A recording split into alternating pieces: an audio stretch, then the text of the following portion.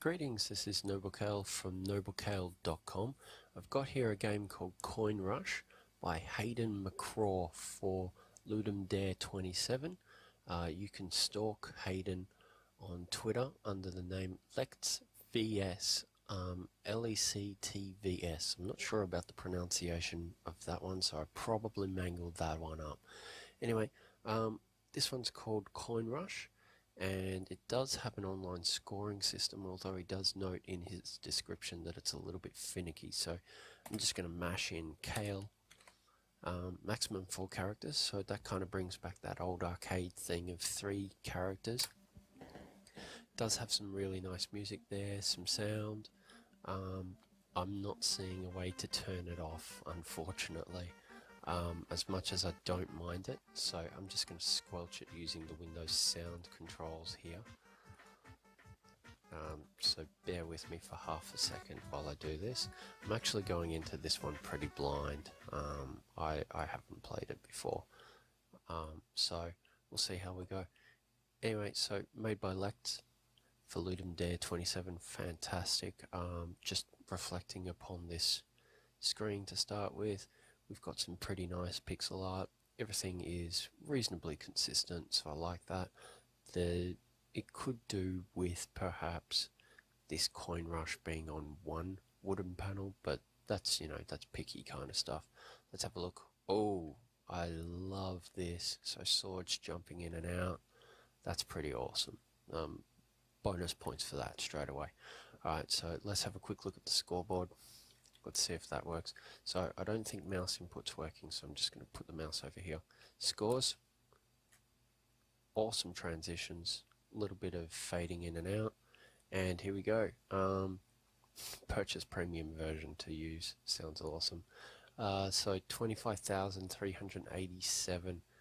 And we've already got some names here that I recognize. Lazy, that sounds like Lazy Brain Games, otherwise Johnny B, so he's pretty cool, and I saw him noticing that he got a top score earlier, so I'm going to try and beat that. So let's round it off to about 8,000. I know I'm totally not going to. Anyway, so already I'm impressed. A Ludum Dare game made in 48 hours with this kind of transitions in the menus. Sweet. Let's jump into it. So it's WASD, and every 10 seconds something happens. Although right now it looks like I've just been killed, so that's pretty much the end of that. So let's try that one again. Okay, and you kill enemies by jumping on their heads, which I succeed in not doing again. I wouldn't mind if the death transition was just a little bit faster, but it's not too bad. S or down to buy. I don't have any money. Come on, come on, come on, come on, come on, come on. I get a new enemy. Ooh, coins. Ow.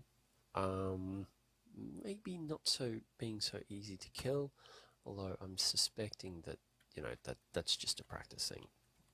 Looting. Everyone loves to pick things up. Why did I just...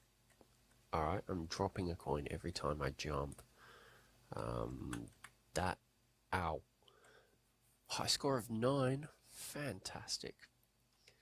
So I figured I would play just a couple of rounds. As you can see, it's pretty obvious that I have not played this before. Okay, so in other words, every time I jump, I lose a coin, so I have to make sure that I kill an enemy every 10 or so times to make sure that I'm profiting. And I like that. That's coming into it. I'm liking the gameplay elements here. I am sensing that this is just something that I just need to play again and again in order to get better at. So, okay, but let's talk controls. The controls are pretty simple. I went backwards. Let's not do that. I've got jump, I've got down in order to buy things at the shop, and I've got a nice sort of level. It looks like it wraps around on the sides at least. The main problem is, okay, so say I want to gain the advantage on an enemy, by being higher, that's going to cost me coins to get up there. So there's a little bit of strategy there. I'm kind of interested to see someone else's playthroughs of this one. Collision, I'm not sure. Might have to have a look at that on the replay. I mean, it'll probably show that I was wrong there, but I didn't feel like I was wrong there. So I wouldn't mind if he had a little bit more generous on the collision bounding boxes, you know. But obviously I am still a huge fan of difficult games. Arnthak's difficult, and when, you know, well, 10-second break, okay, so nothing's going to happen for 10 seconds. I find that to be a little bit, yeah, here or there, but I can understand it. So what I'm seeing in the notes is enemies collect coins, but when they drop them, they actually pay out double, and they can hold a maximum of 500. So if you just sit there and just jump up and down in front of them, that sounds like, you know, you could really, it sounds like I'm approaching this wrong by even collecting coins here. So I'm seeing, for such a simple game, I'm seeing a surprising number of strategies start to come out. And you can see that I said, oh, I'll play a few rounds, and I think I'm already up to quite a fair few already. So it's got that replayability, it's challenging me, it's telling me that I should be doing better. I am going to absolutely hate this. I'm not doing too well against normal dudes, and then they're jumping around. So I'm loving the unpredictability. I really like the replayability. I like having a high score challenge. I mean, look, 45, that's the best that I could do. 8,000, not going to touch that for a while, but I feel that there's this really strong sense of I can achieve 8,000 after maybe 50 more plays. So I really like this one. So this was called Coin Rush by lectvs. You can stalk him on Twitter, lectvs. Anyway, go out, try this one. I'll post a link down in the description, and onwards to the next game. See you later.